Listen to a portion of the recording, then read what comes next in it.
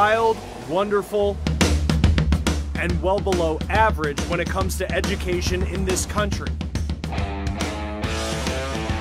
We're in West Virginia. The teachers who called this state home went on strike for better pay and better benefits. A strike that turned into a movement from Appalachia to several other states across the country. So inspiring, now multiple teachers are running for office themselves this November. So what kind of impact will issues of education have on midterm results? Class is now in session. This is The Race. Welcome to The Race. I'm Chris Stewart, and every week we are traveling across America talking to different people about issues that are going to matter come the midterm elections. This week, it is all about education, and that's why we're here in Charleston, West Virginia. You can see the Capitol buildings right behind us, and this is where teachers last year stepped off the job, demanding better pay and better benefits. Now, we're going to be talking about the fight that is still going on here in West Virginia, but we want to get started first in and around Washington, D.C., obviously the place where policy is made. Our Nicole Vowell taking a look at the state of education in America. When it comes to things like the economy or the military, the U.S. is considered among the strongest. But when it comes to education, are we doing enough? Never enough. Dr. Tangi Reed-Marshall says the U.S. is not making the grade.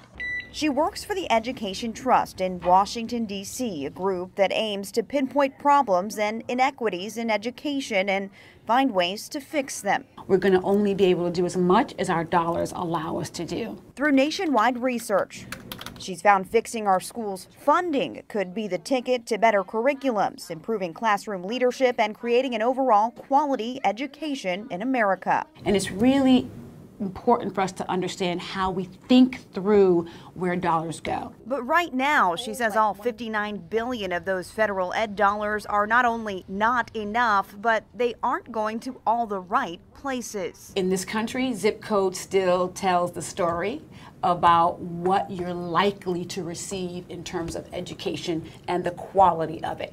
Right now, she says not all areas are created equal when it comes to getting a piece of the education pie. What is the significance in that line? That's something teacher Crystal Miller, that's what I mean by a rich text, knows all about. What does he say?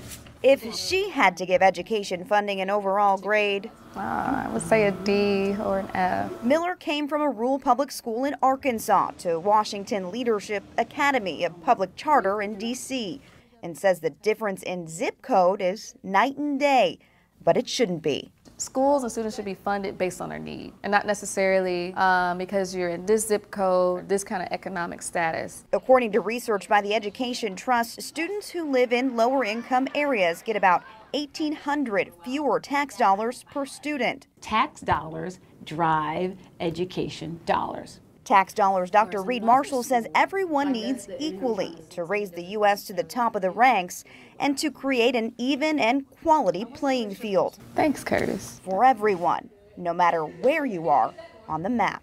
For The Race, I'm Nicole Vowell. Along with local and state money, schools get federal dollars to keep educating kids. Corey Rangel talked to both Republicans and Democrats about their approach to education and found they're pretty different. For many parents, getting their child a good education is a top priority. Democrats and Republicans can agree on that, but they tend to disagree on the ways to do it. One example, the broad issue of school choice. Education Secretary Betsy DeVos has been a strong advocate of using taxpayer dollars for charter, private, and religious schools, saying it gives parents, including low-income families, more options on where they can send their children. There are some who say that choice takes money away from school buildings, from school systems, but money doesn't belong to buildings or systems. Taxpayer money belongs to you. Your money for your children. But Democrats argue it's about more than buildings. You have your more traditional Democrats who are saying, no, we don't support ever pulling funding from public education to put it in private schools. That devastates communities, as we've seen. In addition to school choice, Republicans say they generally disagree with Democrats on how schools should be run. We think that administrators should be given the power to hire good teachers and fire bad teachers. They should be able to give out merit pay to good teachers.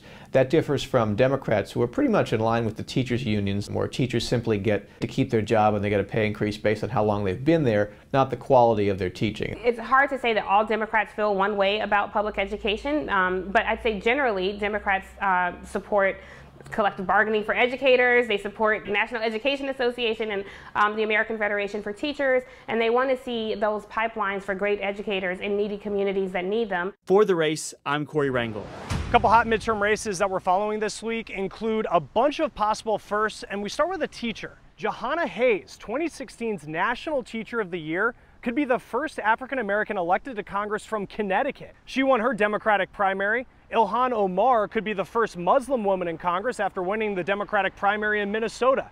And in Vermont, Christine Hallquist won the Democratic gubernatorial primary. If she wins in November, she'll be America's first ever transgender governor. The teacher protests earlier this year here in West Virginia really just were the spark for several movements similar to that across the country. Well, now some of those teachers, they're trading the classroom for politics. We're going to get into that when the race continues.